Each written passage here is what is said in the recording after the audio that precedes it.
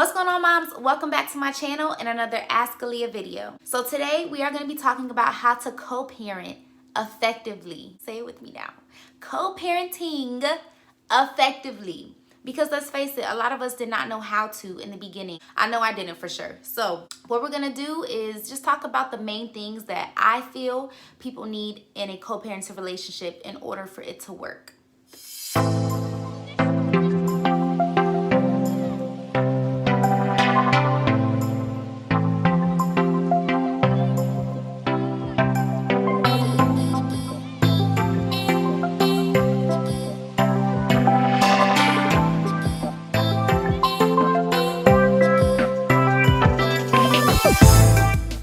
Before we get into this topic, don't forget to like, comment, and subscribe. And don't forget to drop some topics down below in the comment section and let me know what you guys want to hear about, all right?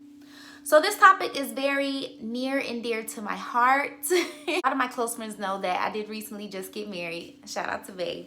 But the whole Ask Aaliyah channel idea, everything came up while I was single and while I was a co-parent. It's been some time now, okay? So I want to share with you guys what I have learned throughout this co-parenting journey, because just like this single mom journeyhood, it's a journey as well, because you and your co-parent, hopefully you guys are growing to be better co-parents, not only for the sake of you guys' relationship, but the sake of your child. So I'm ready to share this information with you guys, and hopefully this can help some of you who are in that, co-parent relationship category. All right.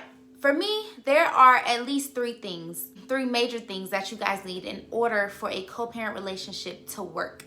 Keep in mind, even though you are co-parenting, it is still a relationship. So just like with a friendship, a love relationship, any type of relationship, you need certain things in order for it to work. So my first thing is effort. And this is going to come from both sides. No matter who the kid is residing with, just because the kid is residing with you doesn't mean you should only give 25% and they give 75%. I feel like you both need to be putting in the same amount of effort and energy to make this work. So just like in any relationship, you can't have one person doing all the work. They're going to start to feel like they're putting in all the energy. Their energy is not matched, and it's just not going to work out. So if you have to even self-reflect and make sure that you are at least putting in your 50%, because let's face it, your child didn't ask to be here. You and your child's father are the ones who brought this little human into the world. So make sure you're putting in your 50%. Now, for the other side of the co-parenting, what amount of effort they put in is definitely going to be based on them. I've had to learn in the past that sometimes they don't realize that they're not putting in the effort because they're not with the child every single day.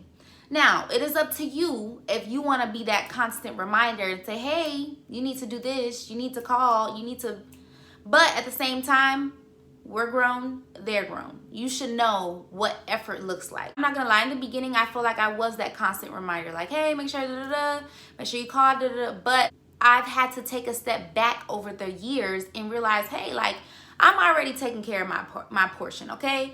I'm already doing what I need to do. I make sure that my son has a relationship with his father, and I feel like you should be doing that as the mom and having the kids. And I put in my 50% effort. Now, where things can get kind of tough and kind of, you feeling like you are doing it alone is when the dad does not do their part. When it comes to that, I feel like that is where communication is going to come into. And that is my second point. No relationship works if the communication sucks. So you guys are going to have to find some type of way to communicate effectively to where you guys can get across what you need from the other co-parent. Hopefully, you guys are at that maturity level where you can sit down and have a conversation instead of it just being one-sided. So, and again, if you have to take a look into the mirror and ask yourself, is my effort, 50%? And am I communicating effectively with my co-parent for them to know, what I need from them as the other half in this relationship? Like I said, again, it is a relationship. So we have effort and communication. So my next one is respect. Although you guys are not together, respect is a big thing. Like I said, in any relationship, if the mom doesn't respect the dad or vice versa, there's going to be a lot of negative energy around you guys' relationship. So ladies, I know that, let's just say for me specifically, the respect factor in the beginning it didn't come right away because there were other things that had happened that I just felt that, you know, why should I respect you? Why? But the answer to that question is because it's for your child. Like I said, they did not ask to be here. And I understand some situations, you know, some really messed up things could have happened to you guys.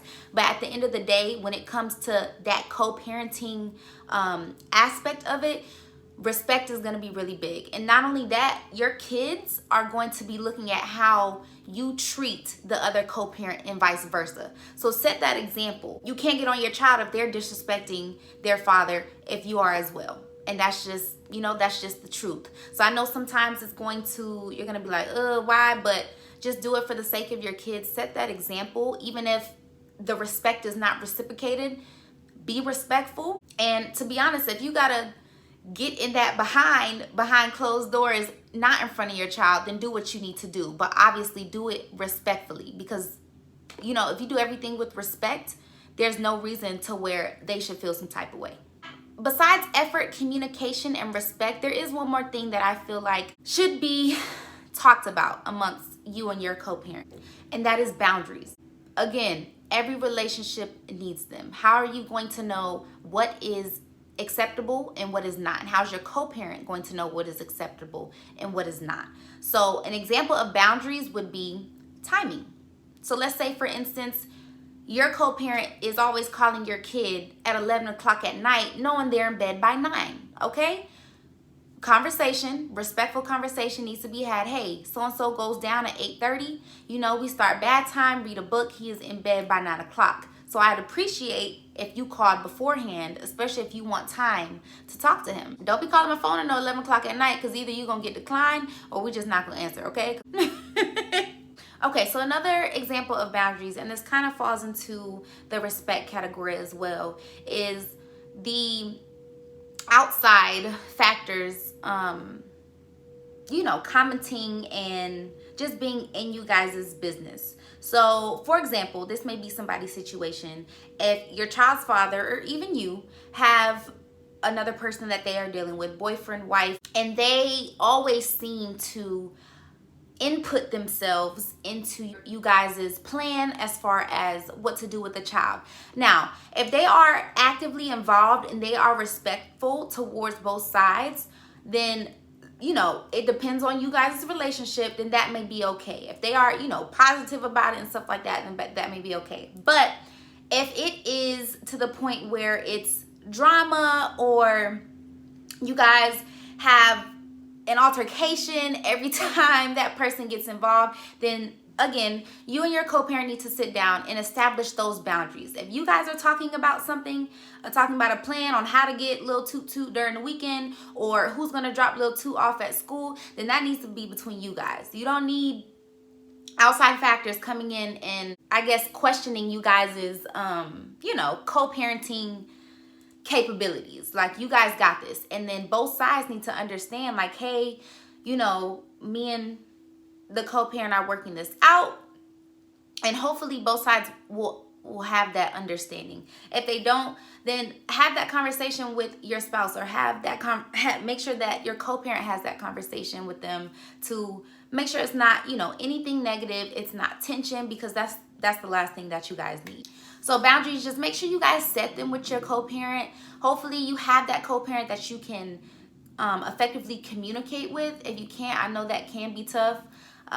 Try to find different routes. I hate to bring other people in, but if you have somebody that you know that person speaks to, like, let's say, you know, that person really listens to one of their parents, maybe reach out to that parent, not in a drama type way, like, hey, your son isn't upholding this portion, but just say, hey, I'm trying to get this across to him, and I just don't think it's coming off right from me. Do you mind talking to him about this? Now, that is only going to work if that parent or whoever you reach out to stays out of the situation, and they kind of just can put that what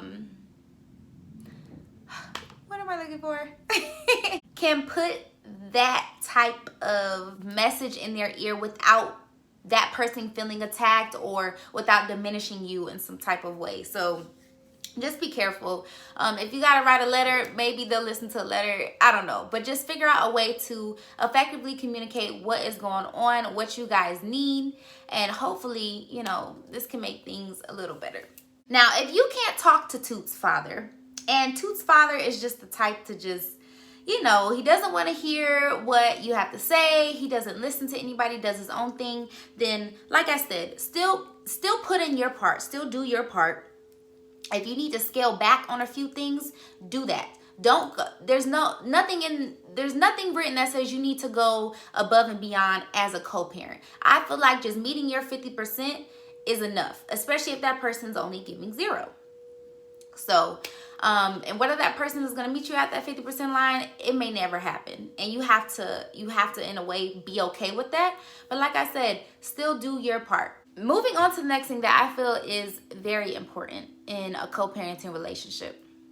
If you guys are not together, then do not be together. And what I mean by that is doing the do. So we have to put that off the table. That we cannot be available. Let me back it up. If you guys are not together and there's no future for you guys in sight, then doing the do needs to be off the table. And I say that because we are females and emotions can get involved.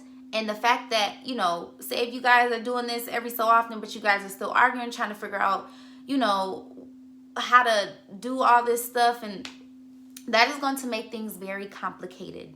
So, ladies, please, if you guys are not planning to be together long term, not this on and off stuff, like if you guys are not planning to be together long term, then take that off the table, because it is going to cloud your judgment when it comes to being the best co-parent that you can be.